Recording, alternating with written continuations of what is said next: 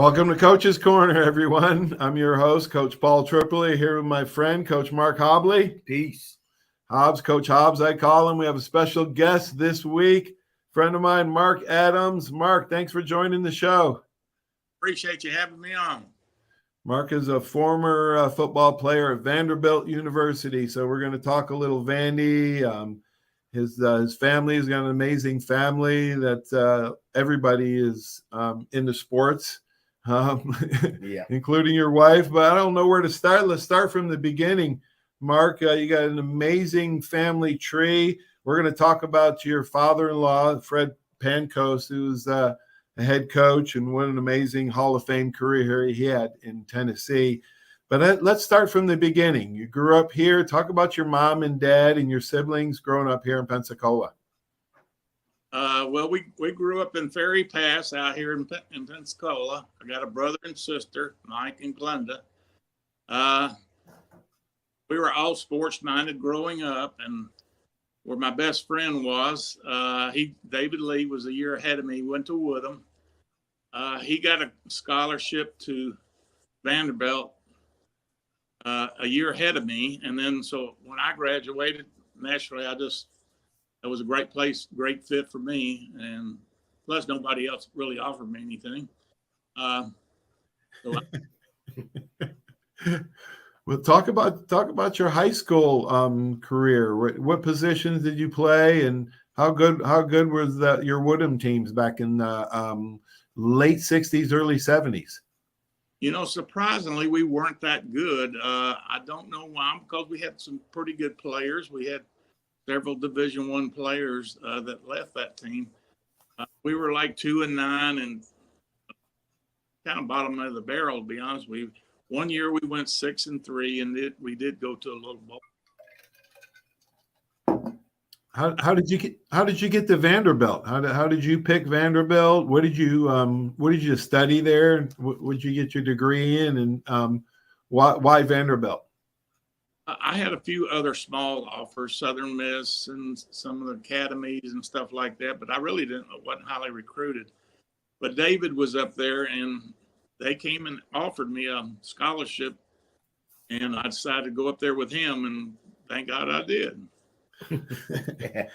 Well, so were you number 66 in college? In college, I was, and at Woodham, I played a little bit of everything: quarterback, receiver, fullback, linebacker. I got it. Well, when you got to Vandy, were they looking at you for offensive linemen at Vanderbilt only? And how did you tell the story and how Coach Bill Parcells, he played for Coach Bill Parcells at Vanderbilt, and talk about how Coach Parcells turned you into one of his favorite kickers, he said, of all time. I got up there, and I was number 66. I played linebacker. My sophomore year, that's when Parcells came, and we didn't have a real good kicker at the time. And he came to me one day and said, "Adams, didn't you kick in high school?" I said, "Yes, sir." He said, "You think you can kick up here?" "Yes, sir." And kick up right. I said, "Okay, Adams, you're the kicker." And it was easy for me because I had David there. David was my holder in high school, and he's the best holder in the United States of America. He was great. Wow. We made all SEC and led the country in kicking that year. And then, of course, next year we made all SEC again, and they bronzed my shoe up there. So I owe a lot of it to David, though, because, my gosh, you know how important holders are. They bronzed your shoe? I think Hobbs has a question for you. Mr. Adams, did you kick in that game when you played Tulane? We beat them 9-6. I was there. Oh, really? I was there in the Superdome at that game. Oh my God! I was there, and like you said, you beat them 9-6.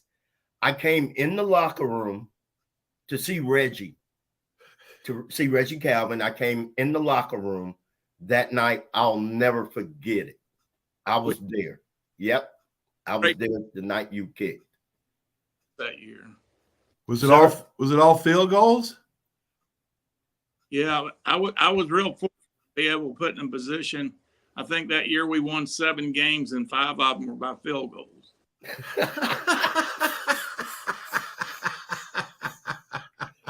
Woo! This was I guess my junior year, and that was David's senior year. And my junior year, I kicked 11 points, 11 for 11, and we won 7 ball games. My senior year, we won 7 ball games, vice versa, and I kicked 11 extra points. My junior year, we kicked 36 extra points. Holy cow! Had a defense my senior year too. We're going to talk about that in a little while when we talk about your son Matt's team, Catholic High School, who is the only local team left in the playoffs and playing in the state semifinal tomorrow in Bradford and Stark, Florida. We're going to talk a little bit about special teams and defense, how important that is. But let's not stray too far from the subject. I got to expound on this bronze shoe. My gosh, it was the straight, right? You had a square toe, and it was the straight shoe. I kicked soccer style just like everybody else, and it was just one of my shoes that they bronzed and put in the trophy case. Oh, so you kick soccer style? Oh yeah. Oh, okay. Mr. Adams, how much did you weigh back then? I was about 220, 225. It was a lot different back, I was 6 when he played middle linebacker. Yeah, that was a big kicker. Yeah, it was huge kicker. A huge kicker. Like, you were a huge it was kicker. Sebastian Janikowski big the kicker. Yeah. But not the all right, so you go to Vanderbilt, you meet a cheerleader, and she just so happens to be the daughter of Tennessee Hall of Fame coach Fred Pancoast. Yeah. Talk about that dynamic. Was he your coach while you were dating his daughter? Yeah, I was pretty foolish to do stuff. No, you're pretty brave. All the players we played with, and I couldn't go to lunch and go through the lunch line without them pulling a prank and writing them that there was always something going on. But I was real lucky that she came my sophomore year, and she was a cheerleader. And the story goes, Fred tells it, he embellishes it and got bigger and bigger, of course. Knoxville, Tennessee, my senior year, and the score was tied 14-14, 106,000 people in the stands. His story was, he put his arm around me, called timeout, and said, "Look, you see that little blonde over there cheering for you on that sideline? You got to make this field goal." And I said, "Fred, I would pee in my pants if you told me that, really." Of course, he didn't tell me any of that. And yeah. What did he say? What do you remember him saying to you? He didn't say anything. I was trying, Nobody says anything to the kicker right before a big kick. They don't, they say they're not superstitious, but every one of them won't say a word. I felt very lucky because I was into the game as a linebacker. So yeah. I was not like cold coming off the bench, and I always wanted to come down to me, be honest with you. I just love the pressure of it.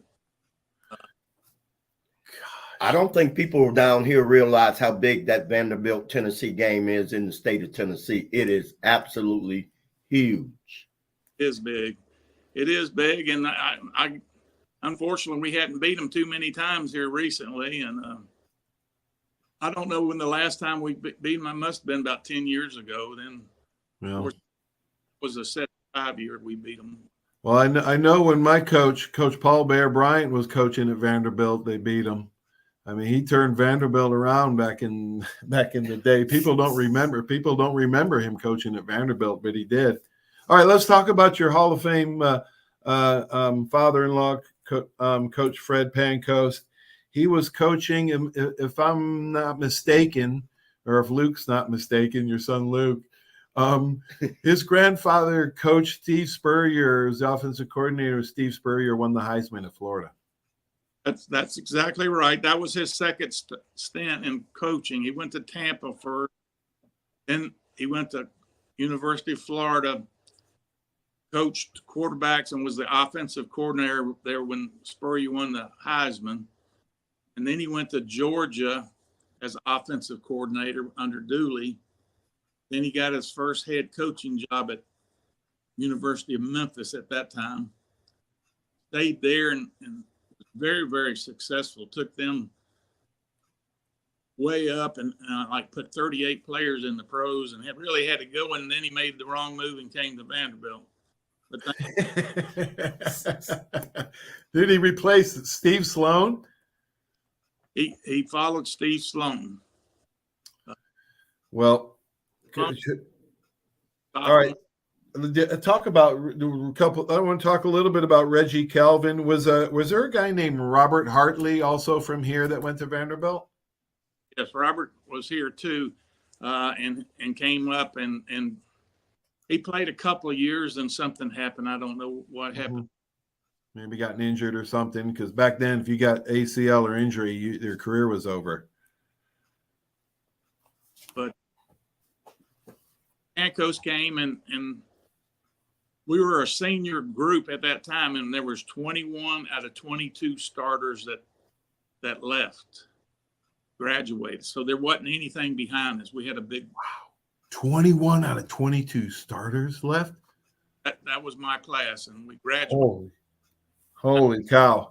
Let's talk about your best friend, David Lee, 40-year NFL veteran, been to 15 teams over his 40-year career. Just an amazing. He's actually from Missouri, but he moved here to Pensacola, and you went to high school with him. But talk about Coach Lee and some of the places that he's been and some of the coaches that maybe he's talked to you about that he admires and some of his stories. Well, David is by for sure my best friend I've ever had. We've been through some ups and downs together, and we've always pulled each other out. And David, of course, was the quarterback. He graduated and then got into coaching, and then he made a couple of. He was at Arkansas. He was the head coach at UTEP one time. Mm-hmm. Yep. Vanderbilt. He's been at Miami Dolphins recently. But then he went with Parcells to the. He was Romo's coach. Wow. And then when Parcells went to Miami, he took David with him, and I forgot about that. Yes, I forgot about that.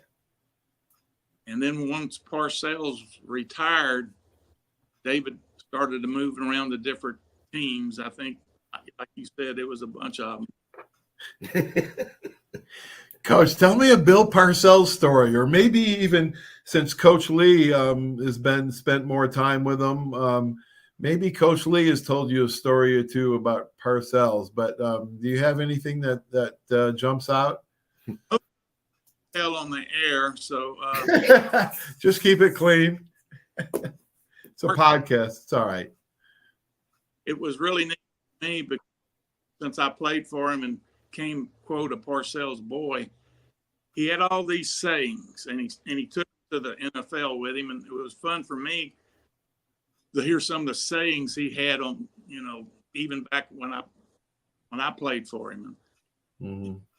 Out on the field, and he says, Adams, he said, I just put a rock in my shoe, so I'm going to be irritated at you all day long. You understand?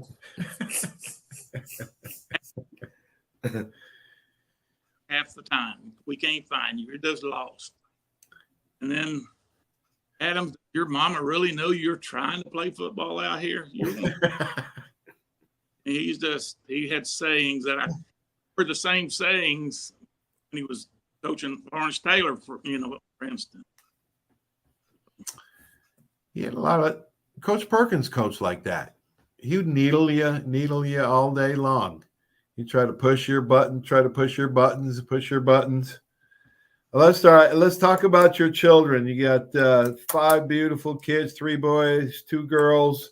Lindsay and Amanda were athletes as well. Volleyball, Lindsay, and Amanda had soccer. But your oldest boy, Jake, was a great dual sport athlete, as were the other ones. But he went on to play baseball at Rice, and then he finished up at Louisiana Tech. Is that right? Talk a little bit about Jake. What made him special and set the stage for his younger brothers?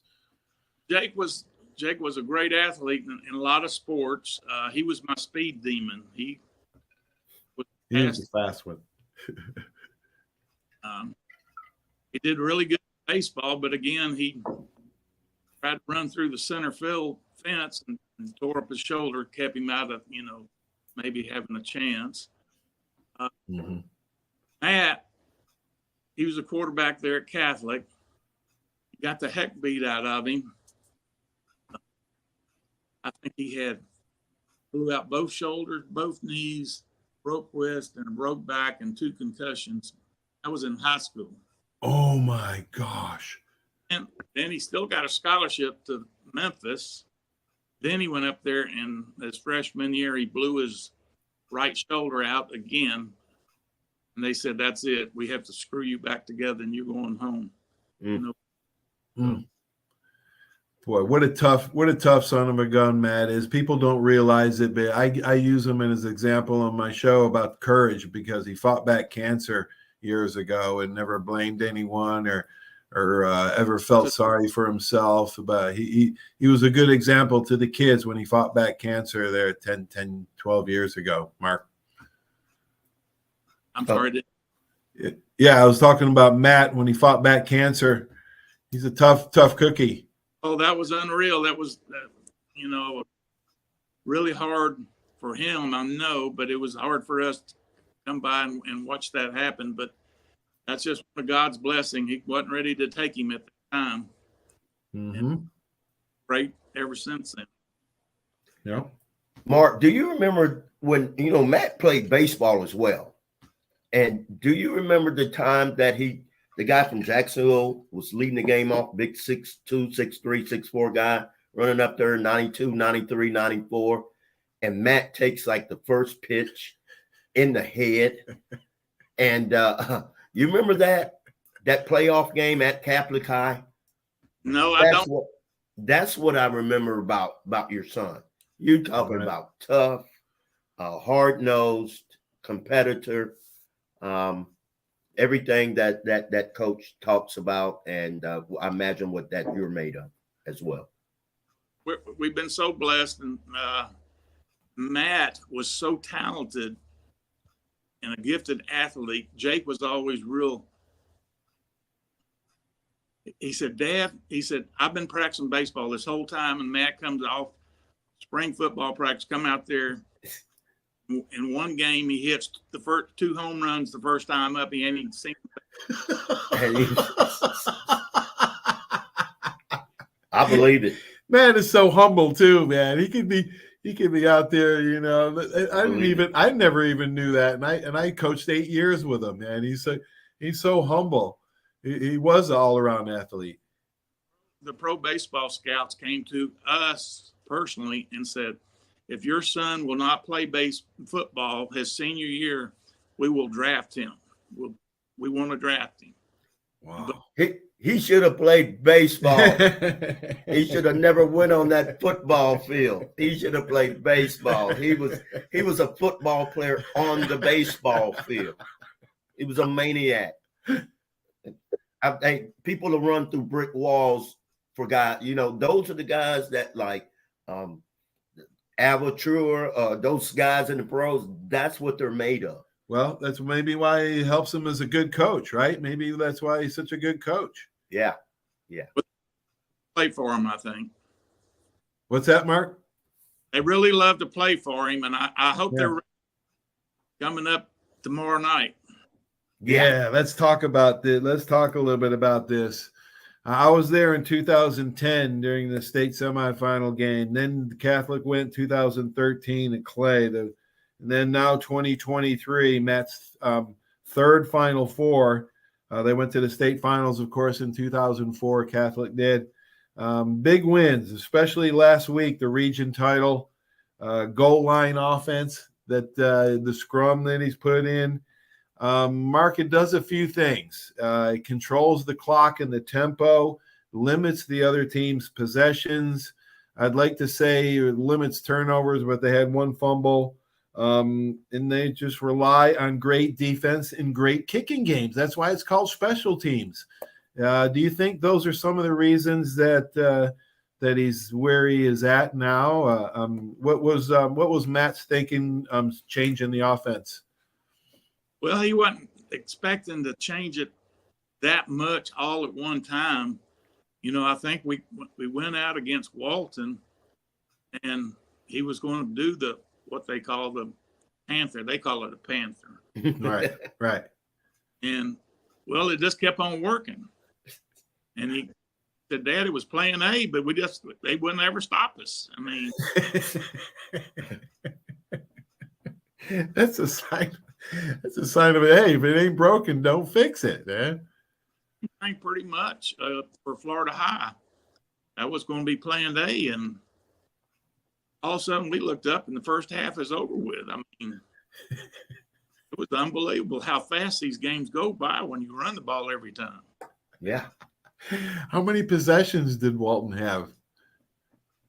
Not very many at all. I know that. I know Coach Mack was telling me Florida High had 2 possessions the first half. Oh my goodness. There you go, folks, right there. That it just limits the high, takes the air right out of the ball. Those high-flying offenses cannot get rolling. They can't get in a rhythm. They don't have the ball to do so.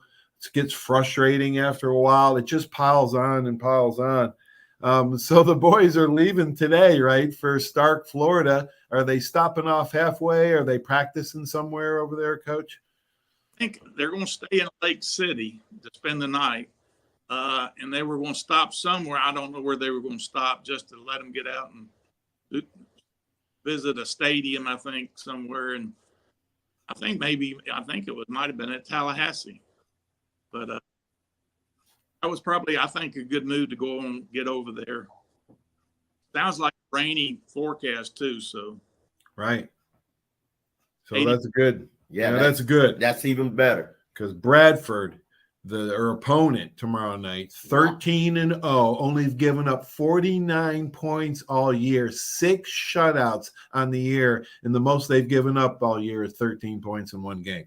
So it's going to be a tough row to hoe. But I know maybe, they can find something on film. Have you talked to Matt this week about his practices and so forth? Very talented team. We're going to have to play our best ball to beat them. Yeah. Be a controlled ball. They're on both sides of the ball, looks like. They're going to try to control it on us, and we're going to try to control it on them.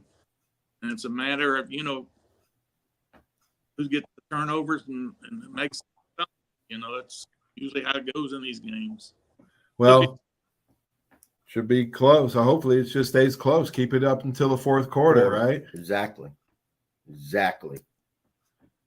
I'd be remiss if I didn't talk about my favorite Adams boy. I mean, you did grow up right down the street here at Tripoli Studios, right down the street on Larry Drive where I live. I'd be remiss if I didn't talk about my favorite boy, Luke. Luke is special to me. We both played for the same coach, even though we're 50 years apart. Luke played for George O'Leary of Central Florida, and I played for him at Liverpool. But he told me some stories about George that we're going to have to get him on the podcast and have him tell some O'Leary stories. I talked to Luke last night, and he's doing great. He just got married, and you're going to have probably another grandson, hopefully, or granddaughter soon. Talk about Luke, how he transformed into a Division I starter. Luke was our big guy, our tall guy. I mean, he's about 6'4", but like a baby giraffe running, looked like his legs and arms were everywhere. But then he kind of filled out, and he was a good all-around athlete too. He was really good in baseball and basketball too.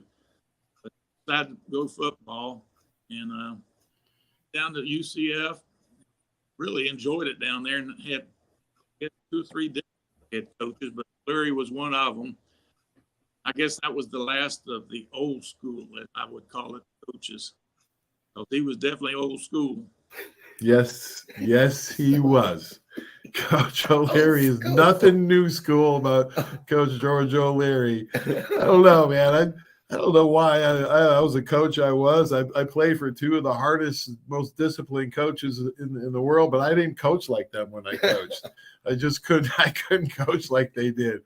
I don't know if it was right or wrong, but I did try to take both of them. I did use a lot of their style and philosophies, and that's why on my show I do talk about Coach O'Leary and Coach Brian a lot, because they were masters at a lot of things.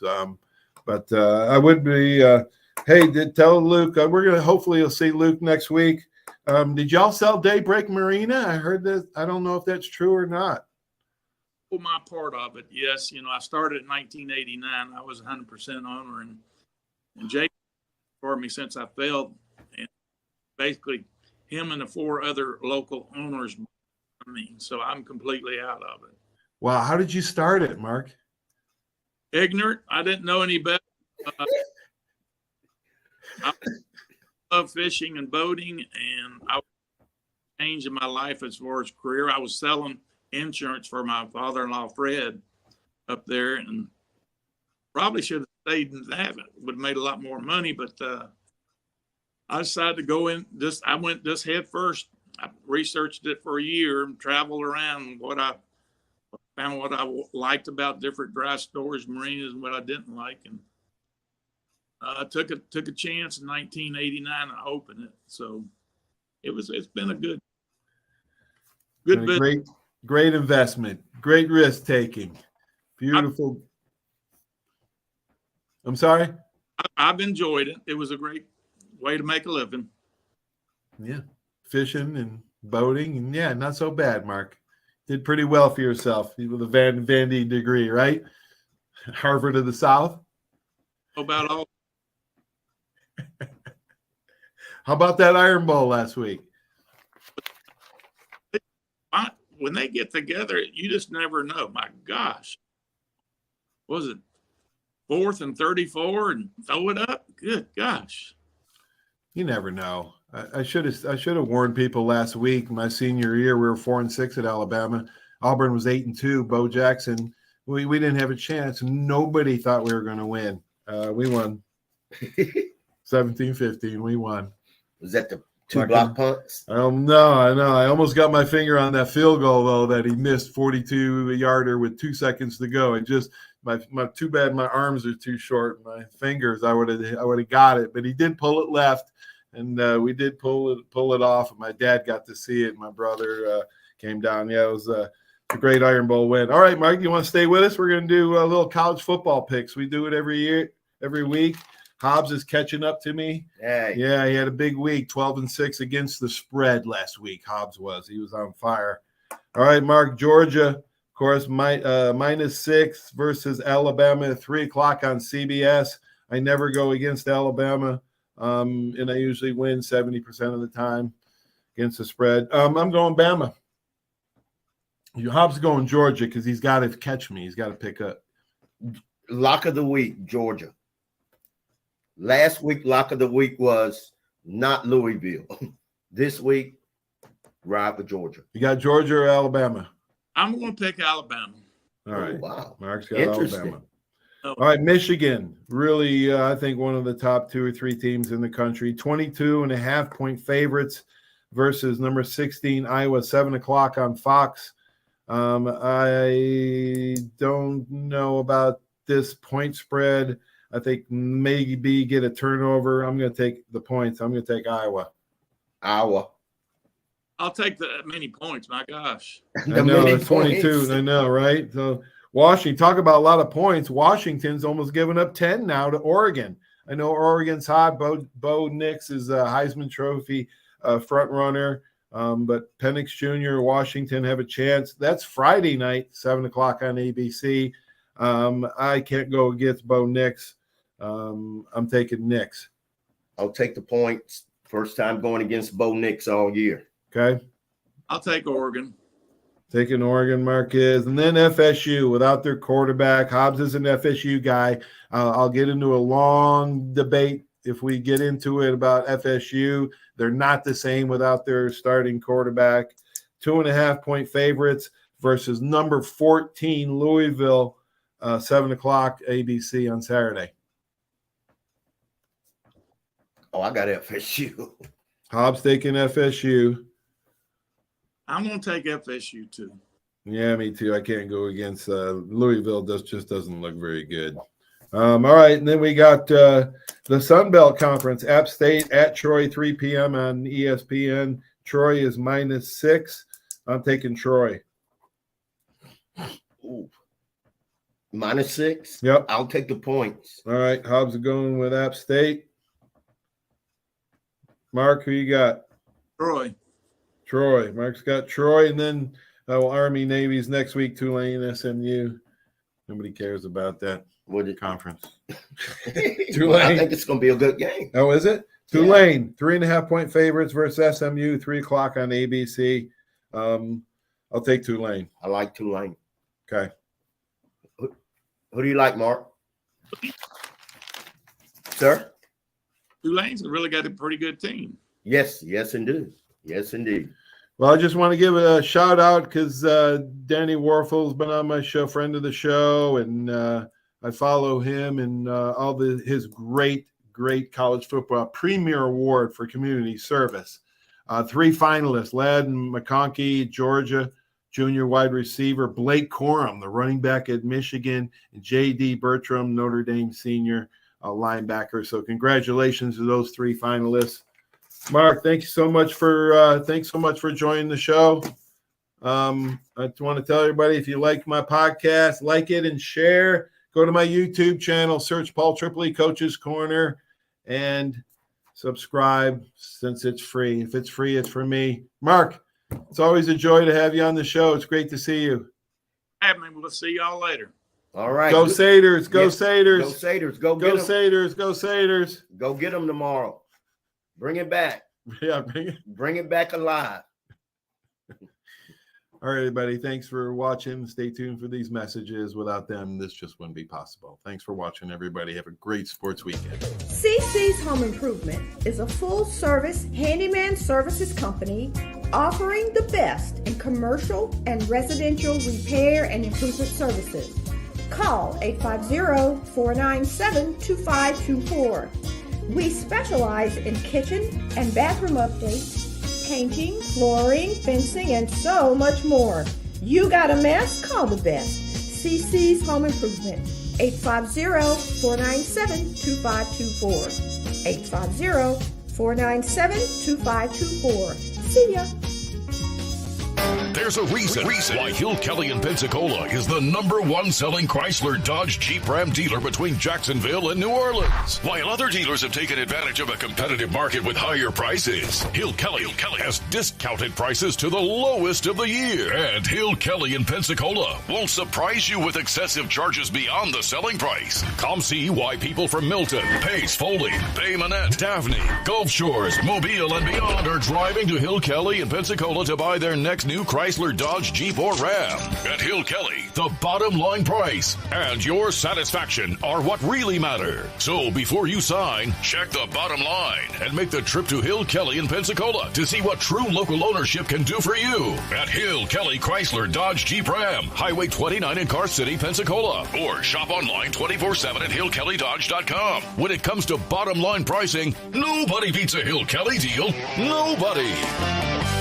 Bill, some game, huh? I haven't really noticed, Paul. What? The biggest game of the year? I've been looking over my insurance. Talk about problems I'm trying to figure out. Well, do what I did. Call the Seiler Agency. They showed me what I needed and what I didn't. They even saved me money. Now, instead of worrying about my insurance, I can worry about the big game. Contact the Seiler Agency at 476-7443 for all of your insurance needs. Your independent agent for home, auto, boat, RV, commercial, general liability, life, and sound investment strategies. Call 476-7443 today. Are you riding around in a filthy vehicle? Dirty car no more. Visit Ronnie's Car Wash today to get it shining in no time. They have 3 convenient locations with another coming soon. The unlimited monthly wash packages start as low as $14.95 per month with free vacuums, multi-purpose spray and towels. Visit them in Gulf Breeze, Navarre, Fort Walton, and soon Crestview. Don't wait, wash today. Be sure to see Ronnie's Car Wash on Facebook to see the latest specials and discounts. You'll be riding and shining in no time. Step One works so hard to get you in the perfect car. Looking for a better car buying experience? With the Step One Advantage from Buick GMC, Fort Walton Beach, and Pensacola, receive no-hassle market-based pricing or incentives by pre-ordering. Looking to sell or trade? Our dedicated team will even come to you. Plus, every vehicle sold at Step One supports local charities right in your neighborhood. Experience the Step One Advantage at Buick GMC, Fort Walton Beach, and Pensacola today. Barnes Heating and Air is a proud sponsor of Alabama football, serving the entire Pensacola community for over 50 years. Barnes Heating and Air is passionate about providing customers with world-class air conditioning and heating repairs, sales, and installation. Barnes Heating and Air is family-owned, insured, and committed to quality. For a free estimate, call 478-0141. Barnes Heating and Air is #1 in customer service with service calls 7 days a week. Call Barnes Heating and Air, 478-0141, and roll Tide. My name is Steve Reynolds. I'm the manager and owner of Cordova Lanes, and we help keep your mind out of the gutter. Cordova Lanes is part of the community of Pensacola. Being here for 43 years, we've entertained more people than any other bowling center in the city. We sell fun for a living. Cordova Lanes is located at 2111 Airport Boulevard in Pensacola, behind Cordova Mall. Come on out and see us at Cordova Lanes Bowling Center. Thank you.